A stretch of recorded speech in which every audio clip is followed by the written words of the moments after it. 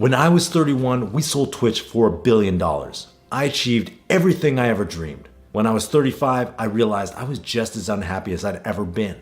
What was going on? I went deep down the rabbit hole on happiness, and here's what I learned. Humans are adaptive by nature. I often hear this pushed in the business world. Never be satisfied. It's meant to glorify the idea of endless conquest, but the spirit of pursuit is a double-edged sword.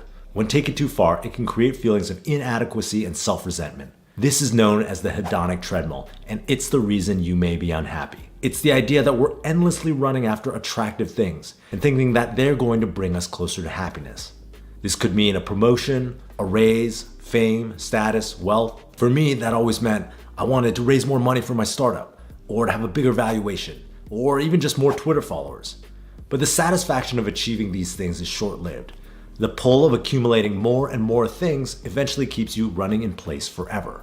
I experienced this when starting off in the tech industry. I was constantly surrounded by people who I thought were more successful than me. I saw my friends, like Steve Huffman and Alexis Ohanian of Reddit, sell their company for millions of dollars. I'll never forget what I told Michael Seibel, my Justin TV and Twitch co-founder. One day we could each make $1 million.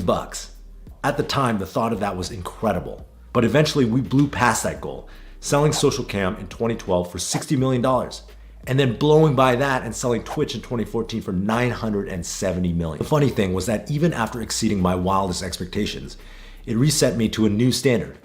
And in the long run, I wasn't any happier. I was just holding on to more things. My own accomplishments weren't enough. Even though I had accomplished something astronomical, I looked at my friends who had founded Dropbox and Airbnb and thought, I could have done better. And that constant need to do better and better is what drove me to start more and more companies. I'd been working at Y Combinator investing in startups, but it wasn't enough.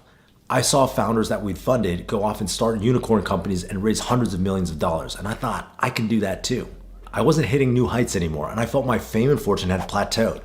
Selective memory kicked in, and I forgot how stressed and unhappy I'd been as a founder. I started looking at some of the founders we had backed at YC, who were raising money for their companies now in the valuations of hundreds of millions or billions. They weren't any better than me. I should get back in the game, start a new company, build something new. In my mind, the next company was going to be the success story that would be even bigger. It'd be bigger than Twitch. This time, it would definitely be different. Before I knew, I was back on the treadmill. Sure, I'd done well, but I had friends who had done even better.